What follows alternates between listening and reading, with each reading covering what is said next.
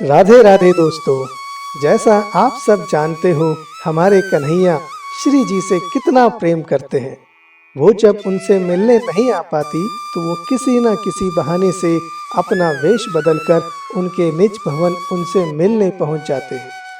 आज की इस वीडियो में मैं आपको ऐसी ही एक सुंदर लीला के बारे में बताने जा रहा हूँ। हुआ क्या, एक बार बरसाना में एक ब्याह हुआ और बहू घर आई।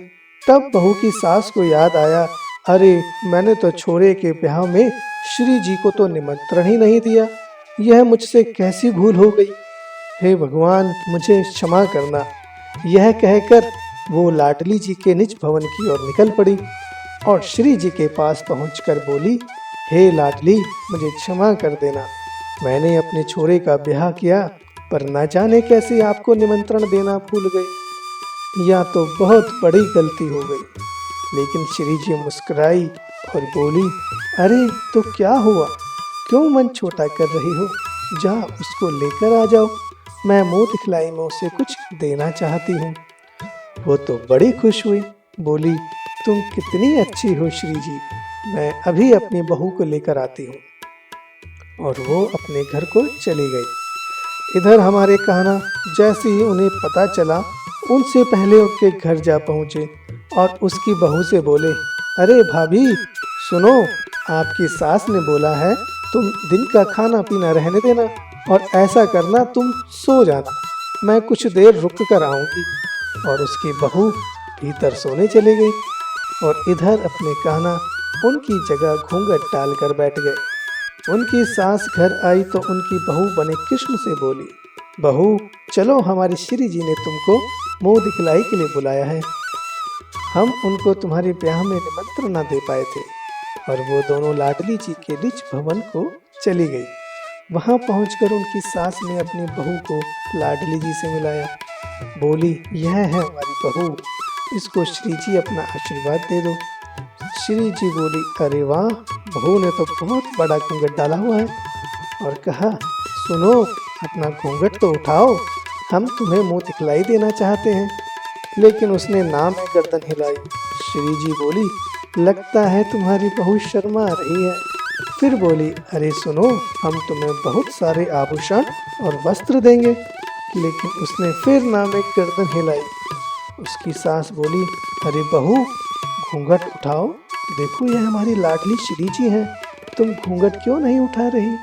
श्री जी, जो कन्हैया को स्पर्श करके आने वाली हवा से ही पता कर लेती थी कि कन्हैया अपने आसपास ही है, तो क्या वो यह नहीं जानती थी कि घूंघट में कौन है? लेकिन वो भी कन्हैया की लीला का आनंद लेना चाहती थी। बहुत मनाने पर भी जब उन्होंने घूंघट नहीं उठाया तो श्री जी बोली, अच्छा सुनो, तो ऐसा करते हैं कि तुम आज रात मेरे इस निज भवन में ही रहो। हम सारी रात बात करेंगे और जो तुम बोलोगी मुंह दिखलाई में तुमको वो सब दे दूंगी। यह सुनते ही कान्हा के मन में तो लड्डू, गुलाब जामुन सब फूटने लगे। मन ही मन बहुत प्रसन्न हुए। उनकी सास बोली, अरे बहू, अब तो घूंघट उठा ले, ऐसी मुंह दिखलाई तो हमारे श्री जी ने आज तक किसी को नहीं दी, तू तो बड़ी किस्मत वाली है। अब घूंघट उठा और हमारी लाडली जी को अपना मुंह दिखा। फिर कन्हैया ने अपना जो घूंघट उठाया तो सब के सब हैरान हो गए। ये कन्हैया कहाँ से आ गया, बहू कहाँ गई? सब हंसने लगे। तो यह थी हमारी कन्हैया की एक लीला। ऐसा ही एक बार एक दिन बरसाने में बड़ा हल्ला मचा। हुआ यूं कि एक सुनारन आभूषण बेचने आई और अपनी मीठी मीठी आवाज में बोली जा रही, अरे कान के कुंडल ले लो, बिछिया ले लो, गले का हार ले लो, पायलिया ले लो, और लालच भी दे रही, जो मुझसे बिछिया पहनवाएगा उसका प्रियतम उसको कभी नहीं छोड़ेगा, उसका खसम उस पर और रिझ जाएगा, ऐसा प्रलोभन दे रही। बड़ी भीड़ लगी पर कोई उससे कुछ नहीं ले रहा। सब उसकी मीठी और सुरीली आवाज ही सुनने में लगे थे।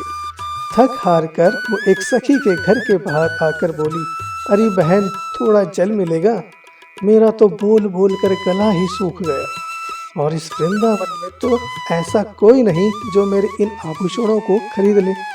वैसे मैं ऐसे गली गली घूमती नहीं, मैं तो बड़े बड़े महलों में जाकर अपने आभूषणों का मोल भाव करती हूँ। वो तो आज ऐसे ही मन किया कि बरसाना जाऊं, बड़ा नाम सुन रखा था, पर यहाँ देखा तो नाम ही नाम है, बस बाकी सब कंगाल है। सखी बोली, अरे नहीं, लगता है तुमने अभी पूरा बरसाना नहीं घूमा। सुनारन बोली, घूम आई तुम्हारा सारा बरसाना, सुबह से घूम ही तो रही हूँ, मुझे पता लग गया यह तो गांव है, यहाँ मेरे आभूषण कौन लेगा। सखी बोली, लगता है तुम हमारी श्री जी के महल नहीं गई, वो तो बैकुंठ से भी वैभवशाली है, अगर वो चाहें तो तुम्हारे इस टोकरी के सारे आभूषण खरीद लेंगे। वो बोली, हाँ हाँ, दूर से ही सब बढ़िया लगता है, यहाँ आकर सब असलियत का पता लग गया। सखी बोली, तो चल, तुझे लेकर चलती हूँ। महल में उन्हें ललिता सखी मिली। उन्होंने कहा, देख सखी, यह सुनारन बाहर गांव से आई है, सुबह से घूम रही है, कोई बोनी बोनी नहीं हुई इसकी, तो हमारे वृंदावन को कंगाल और न जाने क्या क्या बोल रही है। ऐसा करो, इसके कुछ आभूषण श्री जी के लिए ले लो, नहीं तो यह बाहर हमारे बरसाना को बदनाम करेगी। और हाँ, यह बोलती बहुत है, तो बस काम की बात ही करना। ऐसा बोलकर वो सखी चली गई। अब ललिता सखी उससे बोली, ला दिखा, क्या आभूषण है तेरे पास। वो बोली, तुम लोगी क्या। ललिता जी बोली, नहीं, हमारी स्वामिनी लेंगी। सुनारन बोली, तो हम उन्हीं को दिखाएंगे।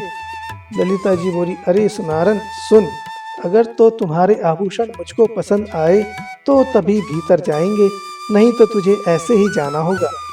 सुनारन बोली, अच्छा, तो वो अपनी टोकरी से आभूषण दिखाने लगी। ललिता जी ने उसके मुखमंडल को देखा और कहा, अरे तेरा चेहरा तो देखा सा लग रहा है, तू पहले भी यहाँ आई है क्या। सुनारन बोली, ना जी ना, मैं ना आई यहाँ पहले कभी, मैं तो बड़े बड़े घरों और महलों में ही अपने आभूषण बेचती हूँ। ललिता जी बोली, अरे गुस्सा काहे हो रही है, वैसे एक बात है, तुम सुंदर बहुत है। सुंदर हूँ तो अपने लिए हूँ। और उसने बड़ा घूंघट निकाल लिया। फिर ललिता जी ने कहा, चल तू रुक, मैं श्री जी को बताकर आती हूँ। वो श्री जी के पास गई तो देखा श्री जी गहरी नींद में सो रही हैं। तो उसको आकर कहा, अरे सुनारन सुन, तू बाद में आई हो, अभी हमारी श्री जी सो रही हैं। सुनारन बड़े आवेश में आ गई, बोली, सो रही है तो क्या हुआ, उठ नहीं सकती क्या, मैं इतनी दूर से आई हूँ। वो तो लड़ने के लिए तैयार हो गई और जोर जोर से बोलने लगी, तो उसकी आवाज़ से लाडली जी की नींद खुल गई। वो बोली, ललिता क्या हुआ। ललिता जी बोली, एक काली सुनारन आई है, एकदम काली है, काली। अब तो सुनारन नाराज हो गई, बोली, देखो जी, खरीदना है तो खरीद लो, यह काले गोरे की बात तो ना करो, और मैं भी जानती हूँ यह सारा बरसाना एक काले छोरे के पीछे पड़ा है, और तुम्हारी स्वामिनी भी उस काले छोरे के पीछे पीछे भागे है, तो मुझसे तो यह काले गोरे की बात ना ही करो। ललिता जी बोली, अरे रूठ का ही रही हो, काली है तो क्या हुआ, सुंदर तो है ना। अब यह बात छोड़ो, यह बताओ उन्होंने यह गहने खरीदने हैं या नहीं। ललिता जी बोली, हाँ हाँ, चलो भीतर, और उसका हाथ पकड़कर वो भीतर ले आई। अब सुनारन जैसे ही महल के भीतर आई, वो भीतर की शोभा देखकर मंत्र मुग्ध हो गई और कहने लगी, यह तो बैकुंठ से भी बड़ा सुंदर है। फिर ललिता जी ने उसे स्वामिनी जी के पास बैठा दिया और बोली, स्वामिनी, यह है सुनारन, और यह अब अपने आभूषण आपको दिखाएगी। और वो एक एक करके आभूषण दिखाने लगी, लेकिन श्री जी उन आभूषणों को ना देखकर उसके मुखमंडल को ही देखती रही और बोली, बड़ा सुंदर है, बड़ा सुंदर है। वो बोली, हाँ हाँ, मेरे आभूषण है ही सुंदर। श्री जी बोली, अरे मैं तेरे आभूषण की बात नहीं, तेरी बात कर रही हूँ, तू बड़ी सुंदर है, कहाँ की सुनारन है तू। वो बोली, स्वामिनी, मैं कहाँ सुंदर, सुंदरता की तो आप मूरत हो, आपके तो अंग अंग में सुंदरता भरी हुई है, जैसा सुना था उससे कई गुना देख रही हूँ, आपको देखकर तो आज मैं कृतार्थ हो गई।